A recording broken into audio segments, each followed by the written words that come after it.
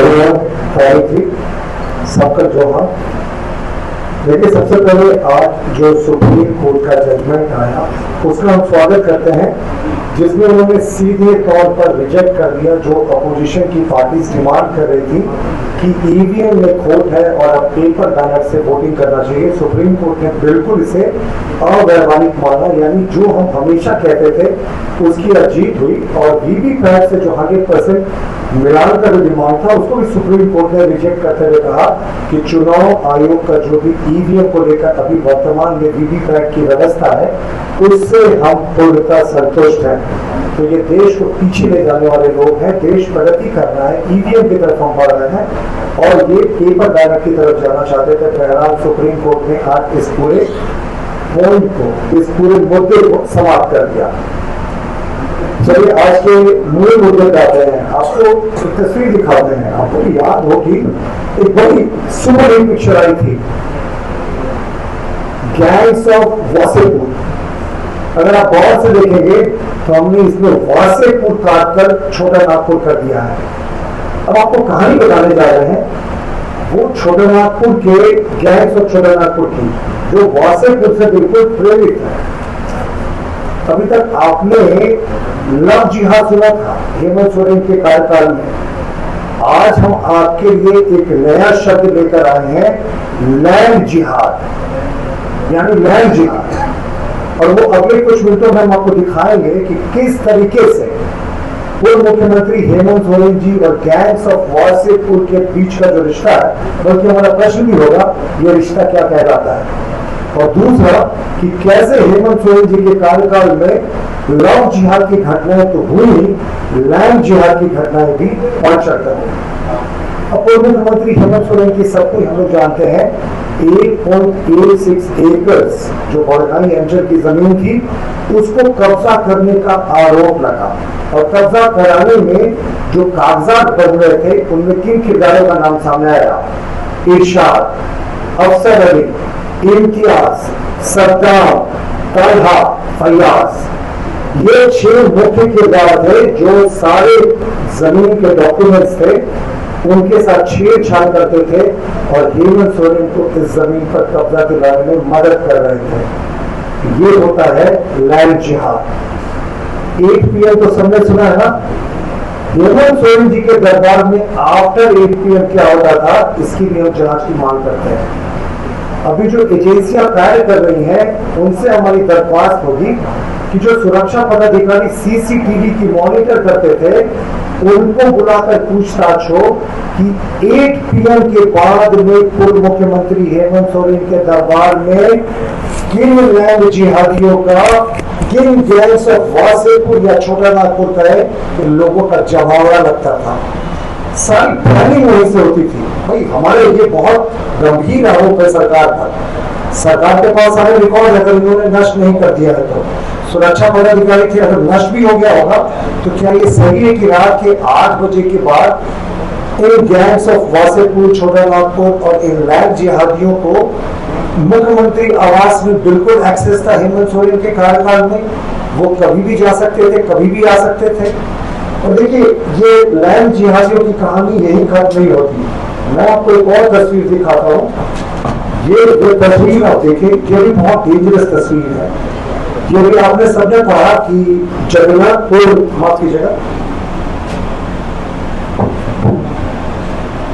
देखिए जगन्नाथपुर थाने में कचनार बस्ती में ये एक जमीन है सेना के कब्जे वाली जिसकी बाउंड्री की कोशिश की गई। ये कचनार में है और देखिए किन लोगों का इसमें नाम आया और किस दलों से उनकी प्रतिबद्धता है।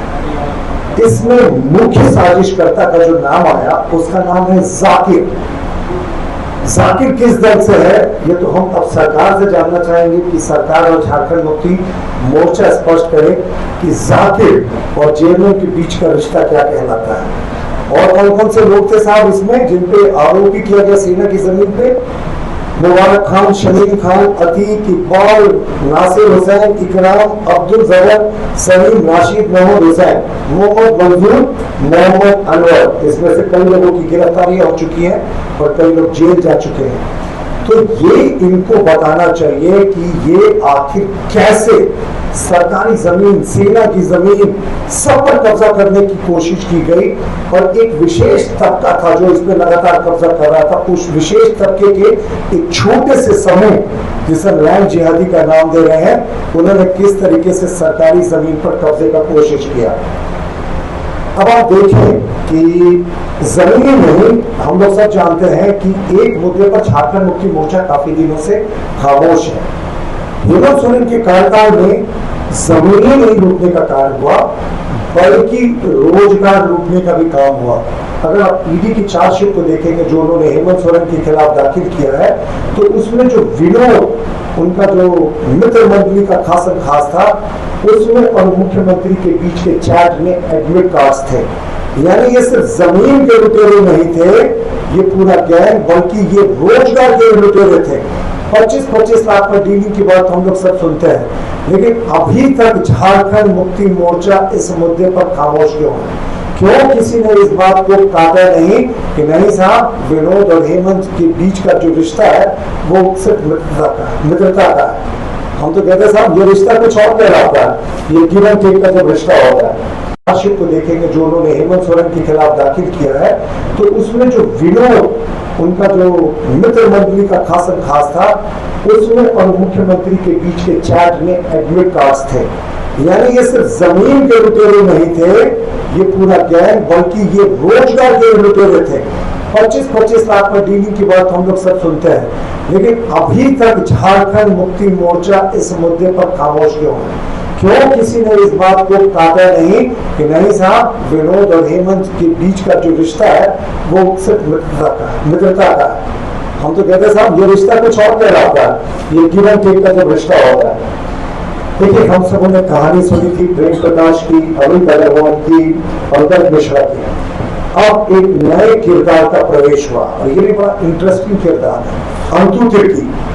अब अंतु तिर्की के बारे में भी झारखंड मुक्ति मोर्चा पूरे तरीके से खामोश है। साहब ये तो इनके नेता है, अब ये तो कह भी नहीं सकते कि हमारा इनसे कोई लेना देना नहीं है। अब अंतु तिर्की के बारे में बड़ा एक इंटरेस्टिंग फैक्ट आया है कि जो उनकी डायरीज है, ये खबरें आई हैं, सार्वजनिक हुई हैं, उनके डायरीज में झारखंड मुक्ति मोर्चा के कई बड़े नेताओं से मनी ट्रांजैक्शन का ट्रेल मिला है। मनी ट्रांजैक्शन, और ये मनी ट्रांजैक्शन का ट्रेल पीएमएलए के तहत आता है। तो हमें पूरी उम्मीद है कि इसकी भी ठीक से जांच होगी। और देखिए, अंतु तिर्की और हेमंत सोरेन में एक और समानता क्या है? हेमंत सोरेन जी ने जिस 1.86 एकड़ जमीन पर कब्जा कर किया था, जो उनकी बेनामी जमीन थी, कब्जा ही था, सिर्फ कागजी कार्रवाई बची हुई थी।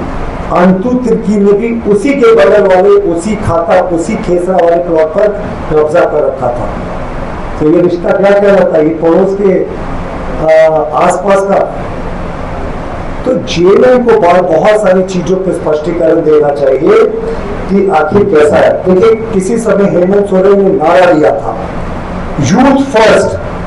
अब यूथ फर्स्ट से ये फैमिली फर्स्ट का बात है, ये पता ही नहीं चला।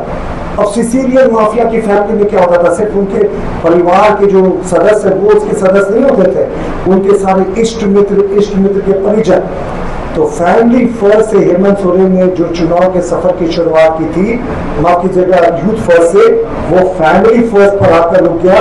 और तमाम जो बड़े बड़े डील्स होते थे, माइनिंग लीज, लैंड लीज, सब इनके एक्सटेंडेड फैमिलीज के बीच में बढ़ा और मुख्यमंत्री फिर भी खामोश है।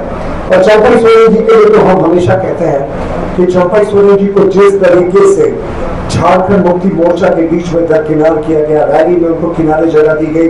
झारखंड मुक्ति मोर्चा के तमाम बड़े नेता इस बात को उठाते रहते हैं कि चुनाव होगा, गांधी का चुनाव होगा, उसके बाद नया मुख्यमंत्री का चयन होगा। साहब, इतना बड़ा कंफ्यूजन। अव्वल तो कल्पना सोरेन जी गांधी से अपने राजनीतिक पारी की शुरुआत बड़ी हाथ से करने जा रही है, तो ये तो स्थिति भी नहीं आएगी। लेकिन इनकी सोच देखिए, सोरेन परिवार के बाहर एक आदिवासी मुख्यमंत्री आ गया तो ये इन्हें पच नहीं रहा। यही इनकी सच्चाई है।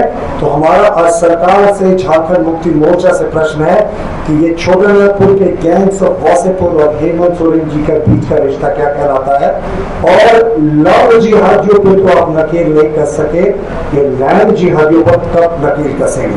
धन्यवाद।